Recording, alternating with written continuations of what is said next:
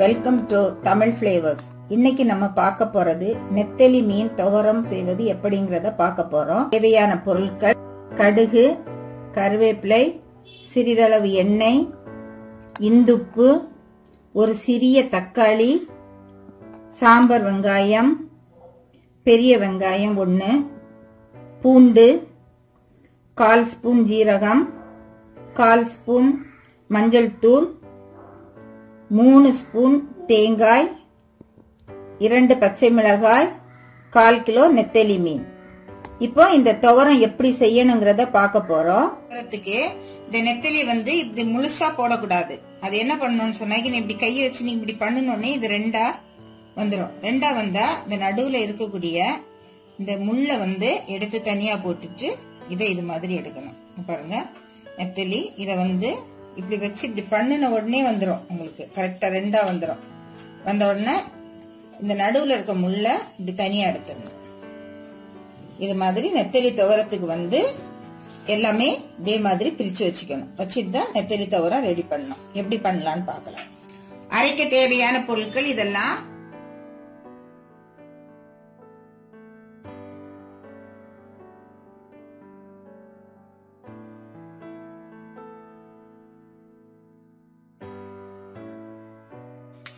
அரைக்க வேண்டிய பொருள் எல்லாம் உள்ள போட்டாச்சு. ரொம்ப தண்ணி சேர்த்துறாதுங்க, கொஞ்சமா தண்ணி சேர்த்து நரநரணி அரைச்சிக்கோங்க. இப்ப நெத்தலி துவரம் எப்படி செய்யறதுங்கிறத பார்க்க போறோம். இப்போ கடாய் அடுப்புல வச்சாச்சு.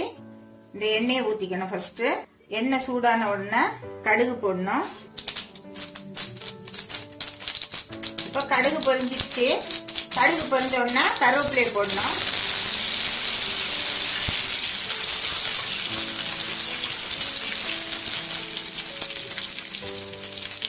சாம்பார் வெங்காயத்தை இப்படி நீள நீளமா வெட்டிக்கணும். பெரிய வெங்காயத்தை இதே மாதிரி பொடிசு பொடிசா வெட்டிக்கணும். இப்போ கடுகு கருவேப்பிலை போட்டாச்சு. இப்போ 2 வெங்காயத்தையும் சேர்த்துக்க போறோம். வெங்காயம் சீக்கிரம் வதங்கணும்னு சொன்னாக்கி சால்ட் போட்டாக்கி சீக்கிரமா வதங்கும். அதனால கொஞ்சமா இந்து உப்பு சேர்த்துக்கணும்.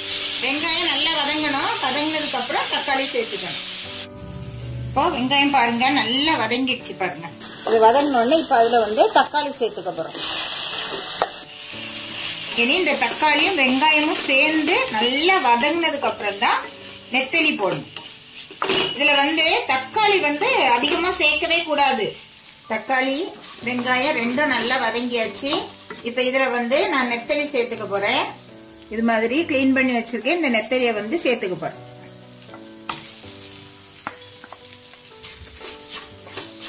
இந்த நெத்தலியை சேர்த்துட்டு நல்லா கிண்டணும். நல்லா கிளறி விடும்போது என்ன ஆகும்னு சொன்னாக்கி இந்த நெத்தலியினுடைய கலர் மாறும். அந்த கலர் மாறினதுக்கு அப்புறம் தான் நம்ம அரைச்சு வச்சிருக்கக்கூடிய மசாலாவை இதுல சேர்த்துக்கணும். ஒரு 2 நிமிஷம் ஆகும் கலர் மாறுறதுக்கு. கலர் மாறினோன்னு அந்த மசாலையை சேர்க்கணும். இப்போ மசாலா அரைச்சாச்சு. நல்ல மைய அரைக்காம நரன்னு சொல்லி இத மாதிரி அரைச்சிக்கோங்க. இது பாருங்க, இந்த நெத்தலியினுடைய கலர் இப்போ மாறிடுச்சு. இந்த சமயத்துல மசாலாவை சேர்த்துக்கணும்.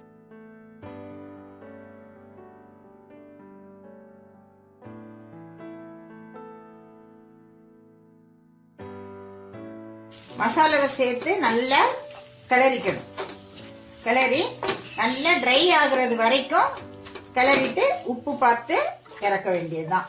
நம்ம அரைச்சி போட்ட மசாலாவுடைய பச்சை வாசனை எல்லாம் போயிடுச்சு. நல்லா ட்ரை ஆயிடுச்சு. நெத்தலி துவரம் ரெடி ஆயிடுச்சு. இப்போ நெத்தலி துவரம் ரெடி ஆயிடுச்சு. இது ரொம்ப டேஸ்டா இருக்கும். இந்த நெத்தலி துவரம் சாதத்துக்கு மட்டும் வச்சு சாப்பிடணும்னு கிடையாது. சப்பாத்திக்கு வச்சு சாப்பிடலாம், தோசைக்கு வச்சு சாப்பிடலாம், எதுக்கு வச்சு சாப்பிட்டாலும் நல்ல டேஸ்டா இருக்கும். நீங்களும் இதை உங்க வீட்டுல செய்து பாருங்க. உங்க கமெண்ட்ஸை ஷேர் பண்ணுங்க. தேங்க்யூ.